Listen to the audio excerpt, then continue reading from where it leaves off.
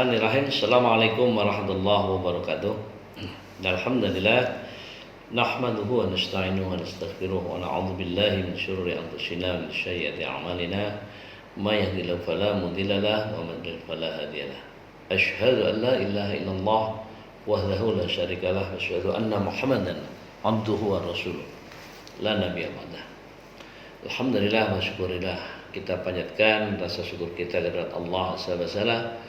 Sampai dengan detik ini Allah karuniakan sedemikian banyak nikmat, diantaranya kita diberikan karunia untuk bisa melaksanakan ketaatan dengan melaksanakan Syawal Ramadan.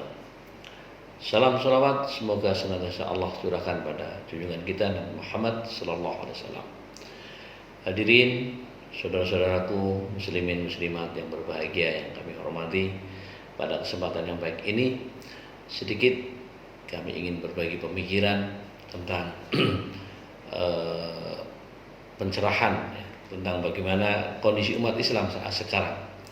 Ada orang mengatakan bahwa umat Islam yang ada sekarang ini kebanyakan adalah Islam KTP, istilahnya Islam KTP.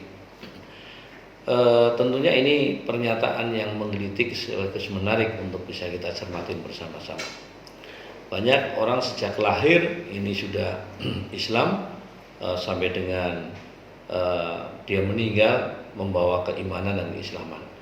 Ada orang yang kemudian berislamnya itu hanya ketika dia ini lahir, ketika dia itu sunat, ketika dia ini nikah, ketika dia ini meninggal dunia.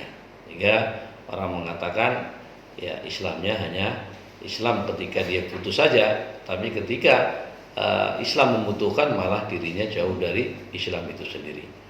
Nah, ini mungkin ada korelasi sedikit dengan apa yang pernah kami sampaikan dengan Khusul Fikr. Jadi salah satu efek dampak dari perang pemikiran adalah menjadikan umat Islam ini jauh dari Islam itu sendiri. Jadi semangat keberislaman ini juga menjadi redup. Nah, tentunya ini ingin kita pelajari, ya. Ingin kita pelajari bagaimana agar semangat dinamika Islam ini ketika diri kita sudah mengaku menjadi seorang muslim, maka kemudian kita termotivasi. Kita Islam itu menjadi bagian, bukan bagian, menjadi jalan hidup kita, menjadi the way of life gitu, bagi diri kita.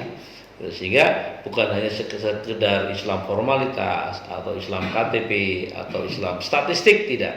Tapi ketika kita sudah menyatakan diri kita ini asyhadu an la ilaha illallah, maka sejak itulah kita kemudian benar-benar memiliki komitmen di dalam berislam, memiliki hirah, memiliki semangat di dalam berislam. Nah, fenomena yang disampaikan oleh para pengamat, oleh para pakar, oleh para ahli, bahwa ternyata Islam KTP itu lebih banyak dibandingkan Islam yang beneran. Mungkin kalau kita pakai data statistik ini agak susah ya untuk melakukan penyampaian materi saya, tapi saya ingin mengajak kepada kita untuk melihat penelitian atau pengamatan, lebih tepatnya pengamatan yang cukup sederhana saja.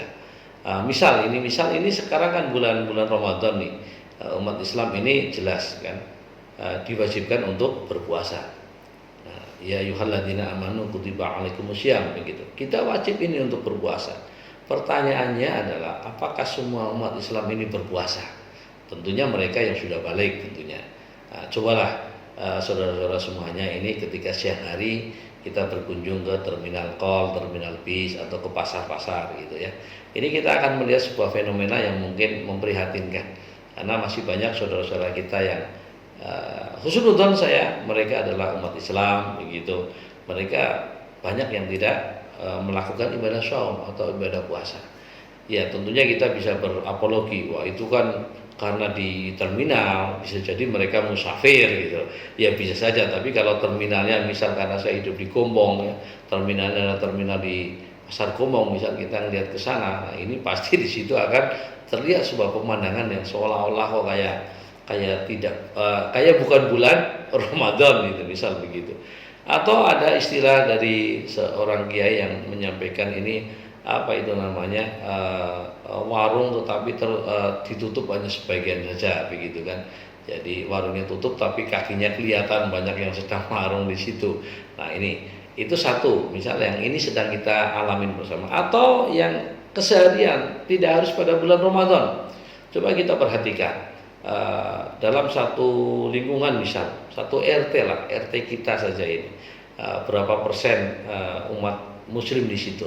Bisa jadi dalam RT kita ya ada kisaran, bisa jadi kalau di RT saya misal 90% Muslim, mungkin di RT panjenengan juga mungkin hal yang sama, 90% Muslim, atau dalam satu lingkungan RW ada berapa masjid, ada berapa musola. Pertanyaannya adalah ketika azan berkumandang, ketika ada panggilan sholat, hayya 'alas sholat begitu, ini berapa di antara umat Islam ini yang kemudian berbondong-bondong untuk datang ke masjid? Ya, kita lihat, kita perhatikan, ternyata masjid-masjid itu masih sangat sepi, gitu kan. Nah, ini juga sangat sinkron dengan apa yang dikatakan oleh Buya Hamka. Buya Hamka pernah menyampaikan yang kurang lebih, kalau Anda ingin melihat umat Islam, maka lihatlah ketika hari raya Idul Fitri, betapa mereka ini memenuhi masjid, memenuhi lapangan. Tapi kalau Anda ingin melihat orang beriman, lihatlah ketika jamaah subuh. Nah, ini suatu pernyataan yang sangat sangat menyindir sekali buat kita semuanya. Ya, bisa jadi ya karena Idul Fitri ini hanya senang-senang dan sebagainya. Nah, pertanyaannya kenapa hal ini terjadi dan bagaimana agar mereka tidak menjadi Islam statistik atau Islam KTP saja. Di antara permasalahan yang mungkin bisa saya sampaikan, bisa jadi karena fungsi masjid yang sudah mulai bergeser. Masjid sekarang hanya menjadi tempat ibadah-ibadah ritual saja.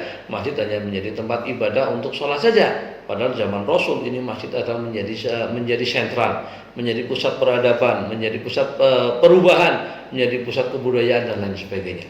Umat bermasalah kemiskinan, datang ke masjid. Umat ingin bertanya masalah agama, datang ke masjid.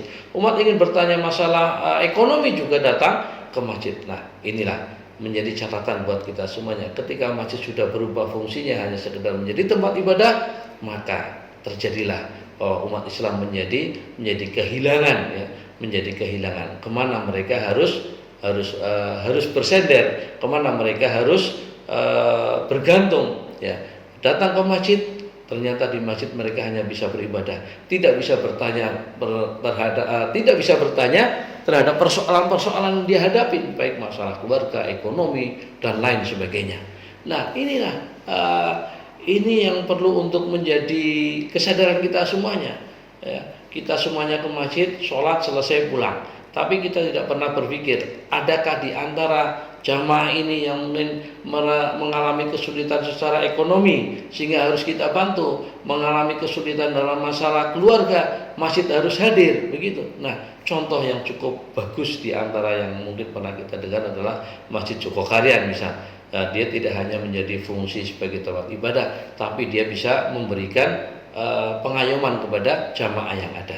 Nah, ketika masjid memiliki fungsi yang kita harapkan, ya insya Allah ya ini akan bisa mengurangi gap tadi antara Islam statistik, Islam KTP menjadi Islam yang beneran, karena mereka menjadi nyaman, menjadi aman, menjadi tentram ketika mereka berada di dalam masjid. Nah, untuk itulah saudara-saudaraku yang berbahagia yang kami hormati, fungsi masjid ini ya harus kita kembalikan menjadi tidak hanya sekedar menjadi tempat ibadah saja, tetapi masjid harus kita fungsikan menjadi tempat yang nyaman, tempat yang aman, tempat yang bisa umat ini merasa tentram berada di dalamnya.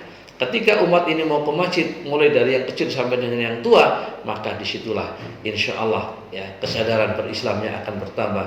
Mereka yang penting pertama adalah ajak mereka untuk betah di dalam masjid. Apapun bentuknya, yang penting betah dulu. Jangan jauhkan mereka dari masjid. Ketika mereka sudah ada di masjid, baru untuk kemudian kewajiban tugas takmir masjid melakukan pemolesan, melakukan pentarbihan, melakukan pendidikan, sehingga Islam yang tadinya hanya Islam KTP menjadi Islam yang substansial.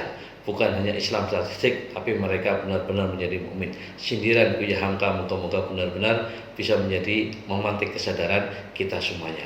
Selamat berpuasa, mari kita bersama-sama bangun peradaban ini dari masjid. Dari masjid kita bangkit. Terima kasih, mohon maaf atas segala kekurangan. Assalamualaikum warahmatullahi wabarakatuh.